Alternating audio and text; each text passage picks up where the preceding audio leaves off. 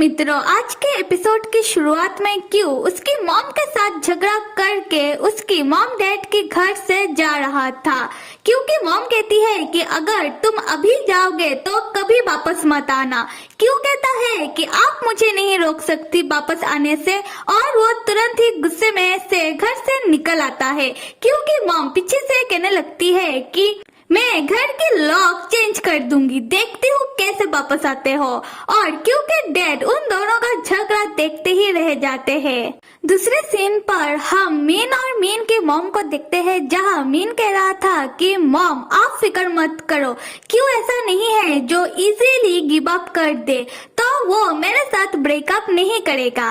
उसी वक्त क्यू का मैसेज आता है मीन के फोन में, वो भी रोते हुए इमोजी के साथ, जहाँ क्यू मीन को बुला रहा था अपने पास। मीन जब क्यू के मैसेज चौंक कर देख रहा था, तब मीन की मॉम पूछती है कि क्या कुछ हुआ है। मीन तब तुरंत ही उठ खड़ा होता है और अपने मॉम से कहने लगता है कि मॉम अभी मुझे जाना होगा, तो मैं आपसे बाद में आकर मिलता हूँ। मीन की मॉम कहती है कि क्या मैं तुम्हें छोड़ दूँ? मीन कहता है जरूरत नहीं है, मैं टैक्सी लेकर चला जाऊंगा।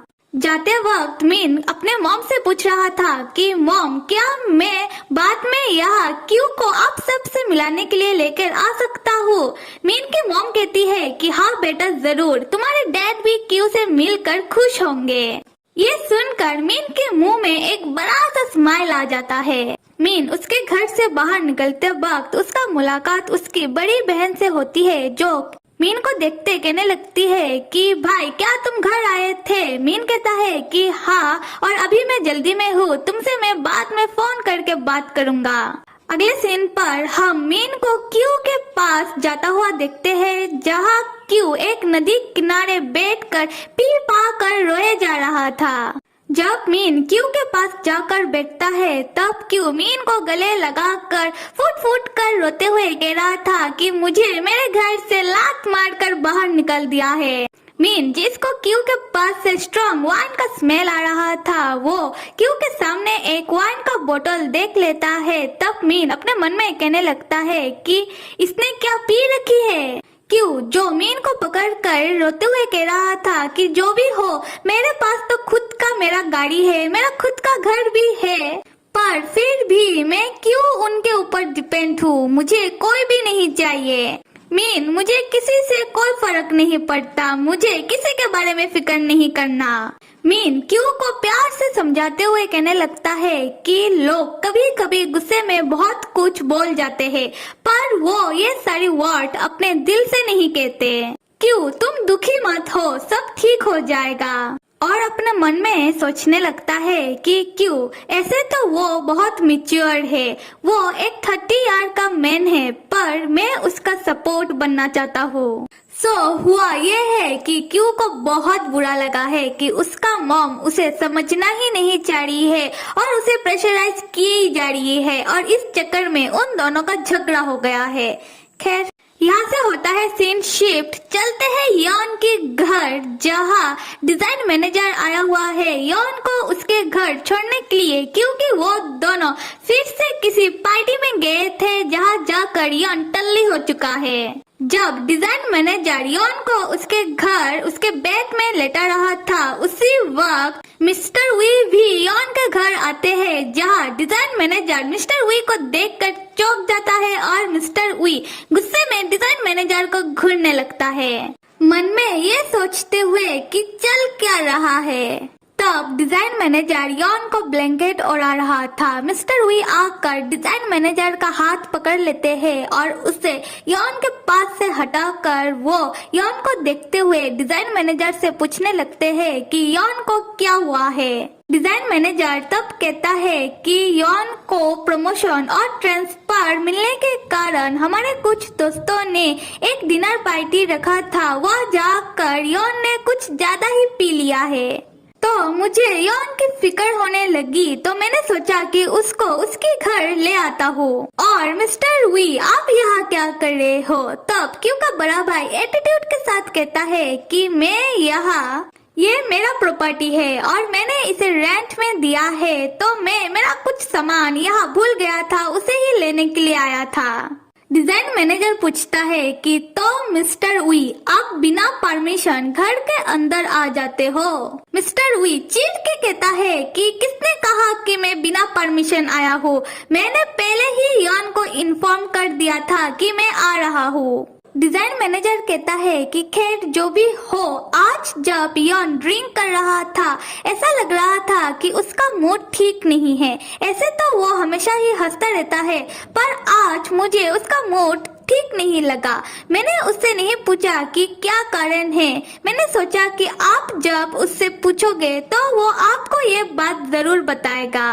मिस्टर वी, तो अभी मैं चलता हूँ, आप रेस्ट करो। जब डिजाइन मैनेजर जाने लगता है तब क्यू का बड़ा भाई डिजाइन मैनेजर को पीछे से रोकते हुए और 2 लात मारते हुए कहने लगता है कि तो तुम्हें हमारे बारे में मालूम है, इतनी देर से तुम मेरा मजाक उड़ा रहे थे।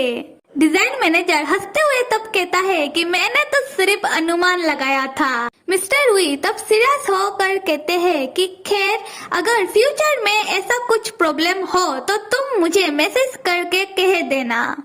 ये कहते हुए मिस्टर वी यॉन के घर के अंदर चले जाते हैं और बाहर से डिजाइन मैनेजर स्माइल करते हुए सोच रहा था कि काश मैं भी आपको पीट सकता। खैर तब हम मिस्टर वी को यॉन के पास बैठा हुआ देखते हैं, जो यॉन को निहारते हुए सोच रहा था कि यॉन, तुम मुझे क्यों नहीं कुछ बताते हो? पता है मैं तुम्हारे लिए कितना ज्यादा फिक्र करता हूँ। अगली सुबह जब यॉन उठता है वो मिस्टर वी को अपने पास देखकर चौंक जाता है। मिस्टर वी यॉन से कहता है क्या तुम उठ गए हो? यॉन कहता है आप इतने समय से यहाँ थे, मुझे तो पता ही नहीं चला, मेरे सर में बहुत दर्द हो रहा है। क्यू का बड़ा भाई यॉन का सर दबाते हुए यॉन से पूछता है कि यॉन, मैंने सुना है कि कल तुम्हारा मूड कुछ ठीक नहीं था। यॉन चौंक कर कहने लगता है क्या? आपको किसने कहा? मिस्टर वी आप गलत मत समझना, मैंने डिजाइन मैनेजर से नहीं कहा कि वो मुझे घर लेके आए। क्यू का बड़ा भाई यॉन को प्यार करते हुए कहता है कि कोई बात नहीं, मैं तुम्हें गलत नहीं समझ रहा, और तुम मेरा सवाल का जवाब तो दो, तुम्हारा मूड क्यों ठीक नहीं था? यॉन कहता है मिस्टर वी एक्चुअली मैं ये चिंता कर रहा था, एक दिन अगर आपका इंटरेस्ट मेरे ऊपर से उठ जाए तो क्या होगा? हाँ मुझे मालूम है कि अभी हम दोनों डेट कर रहे हैं, पर हमारा कोई फ्यूचर प्लानिंग नहीं है, मतलब हम क्या करें कैसे करें? मिस्टर वी तब शर्माते हुए और यॉन को पकड़ के कहने लगते हैं कि तो तुम ये चिंता कर रहे थे, मुझे मालूम है कि मैं अभी भी सीख रहा हूँ, तो मैं पहले अच्छे से प्रिपेयर कर लूँ और मैं नहीं चाहता कि मैं तुम्हें हर्ट करूँ। यॉन तब खुद भी शर्माते हुए कहने लगता है कि ठीक है आप सीखो, धीरे धीरे सीखो, जब आप अच्छे से इस बारे में रिसर्च कर लोगे तब आप मुझे बताना। मिस्टर वी तब यॉन के ऊपर चढ़ के कहने लगते हैं कि क्या तुम्हें समझ में भी आ रहा है कि तुम किस बारे में बात कर रहे हो? यहाँ पर मिस्टर वी और यॉन अपने प्यार को नेक्स्ट लेवल में ले जाने की बात कर रहे हैं। खैर आते हैं स्टोरी में। यहाँ से होता है सीन शिफ्ट। दिखाया जा रहा है क्यू का बड़ा भाई अपना किसी बिजनेस ट्रिप से वापस आ रहा था और अपने मन में ये सोचकर मुस्कुरा रहा था कि उसने सब तैयारी कर ली अपना और यॉन का रिश्ता को नेक्स्ट लेवल में ले जाने के लिए। क्यू का बड़ा भाई तब अपना असिस्टेंट से कहता है कि शाम के वक्त तुम मुझे डिस्टर्ब मत करना, चाहे जो भी जरूरी काम आ जाए फिर भी नहीं। उसी वक्त क्यू के बड़े भाई के पास एक फोन आता है जिससे उसे पता चलता है कि उसका मॉम बीमार है और हॉस्पिटल में है।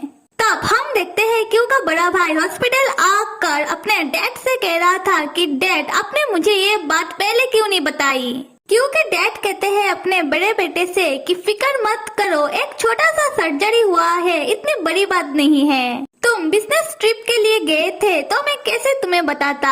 क्यू का बड़ा भाई अपने डैड से पूछता है कि डैड ऐसा अभी क्या हुआ है। क्यू के डैड बताते हैं कि ज्यादा कुछ नहीं, पर तुम्हारी मॉम और क्यू के बीच बड़ा झगड़ा हो गया है। बड़े बेटे सुनो मेरी बात, तुम्हारी मॉम कुछ दिनों तक अभी हॉस्पिटलाइज रहेंगी उनकी सर्जरी के कारण। तो तुम जाओ के स्कूल जाकर उसे पिक कर लो। बहुत दिन हो गया तुमने जाओ को उसके स्कूल से पिक नहीं किया। क्या हुआ है, ऐसे क्या देख रहे हो तुम मुझे? क्या कोई परेशानी है? क्यों का बड़ा भाई कहता है नहीं, क्या परेशानी होगी? क्योंकि डैड कहते हैं कि क्या कल तुम्हारे पास थोड़ा वक्त होगा? क्यों का बड़ा भाई कहता है कि हाँ जरूर। क्योंकि डैड कहते हैं तो तुम सब कुछ संभाल लेना। अगले सीन पर हम देखते हैं क्यों का बड़ा भाई जाकर अपने बेटे को उसके स्कूल से पिक कर रहा था। तो प्यारा सा जाओ अपने डैड से पूछता है कि डैड क्या घर में ग्रैंडफादर और ग्रैंडमदर नहीं है, तो क्या हम घर नहीं जाएंगे? क्यों का बड़ा भाई कहता है कि हाँ। अभी दिखाया जा रहा है यॉन जाओ और क्यू का बड़ा भाई एक रेस्टोरेंट में खाना खाने के लिए आए हैं, जहां यॉन जाओ का बहुत प्यार से ध्यान रख रहा है। क्यू का बड़ा भाई तब यॉन को ही देखे ही जा रहा था और देखे ही जा रहा था। यॉन जब क्यू के बड़े भाई की तरफ देखता है, क्यू का बड़ा भाई कहने लगता है नहीं नहीं कुछ भी नहीं। फिर हम देखते हैं वो लोग खाना खा कर वापस जा रहे थे, तब यॉन जाओ की तरफ देखते हुए कह रहा था कि ये तो सो गया। क्यू का बड़ा भाई कहता है कि बच्चे तो छोटे छोटे चीजों से सेटिस्फाई हो जाते हैं। कितनी अच्छी बात है ना। तब यॉन क्यू के बड़े भाई की तरफ देखते हुए पूछने लगता है कि क्या हुआ है आपको? आप किस बारे में चिंता कर रहे हो? क्या आप सेटिस्फाई नहीं हो? क्या आप मुझे नहीं बताओगे कि आप किस बारे में इतना वरीड हो? यार बेचारा क्यू का बड़ा भाई क्या बताए, बेचारे ने इतना तैयारी की थी अपना और यॉन का रिश्ते को एक लेवल ऊपर ले जाने के लिए, रोमांस करने के लिए, पर हुआ क्या, उसका मॉम बीमार पड़ गया और अभी शाम के वक्त उसे अपने ही बच्चे का बेबी सिटिंग करना पड़ रहा है। खैर आते हैं स्टोरी में। तब क्यू का बड़ा भाई यॉन के नजदीक जाकर उसके आंखों से उसका चश्मा निकालते हुए उसे सिर्फ किस करने जा ही रहा था। उसी वक्त जाओ जो सो रहा था वो सोते वक्त खराटे लेना शुरू कर देता है और ये सुनकर यॉन तब हड़बड़ी में और शर्माते हुए क्यू के बड़े भाई के कार से बाहर निकलने लगता है। क्यू का बड़ा भाई यॉन का हाथ पकड़ लेता है। यॉन कहता है कि आप ये कर क्या रहे हो? क्यू का बड़ा भाई यॉन के हाथ में तब यॉन का एक चश्मा थमा देता है। यॉन तब क्यू के बड़े भाई से कहने लगता है कि तो अभी आप जाओ, जाओ सो रहा है, अगर वो ऐसे सोएगा तो उसे ठंड लग जाएगा, तो आप उसे लेकर घर चले जाओ और मैं भी मेरे घर चला जाता हूँ। अगले सीन पर हम क्यू के बड़े भाई को जाओ को सुलाते हुए देखते हैं और जाओ को सुलाने के बाद क्यू का बड़ा भाई यॉन के पास वापस आ जाता है, जहां यॉन क्यू के बड़े भाई को देखकर सरप्राइज। फिर वो दोनों अपना रिश्ता को एक लेवल ऊपर तक, नेक्स्ट लेवल तक ले जाते हैं। पर ये क्या, ये तो क्यू का बड़ा भाई का सपना है। मतलब क्यू का बड़ा भाई सपने में यॉन के साथ रोमांस कर रहा था। खैर उसी वक्त क्यू के बड़े भाई का बेटा आकर उन्हें जगाने लगता है और कहने लगता है डैड आप जल्दी उठो और मुझे स्कूल जाना है, आप मुझे स्कूल ड्रॉप करके आओ। क्यू का बड़ा भाई इतनी हसीन सपना देखने के बाद वो थक हार कर उठकर कहने लगता है अपने बेटे से कि हाँ मैं तुम्हें लेकर जा रहा हूँ स्कूल। और मेरे प्यारे मित्रों एक्सप्लेनेशन कैसा लग रहा है बताओ, लाइक करो, सब्सक्राइब करो, कमेंट करो। Till then stay with me and see you.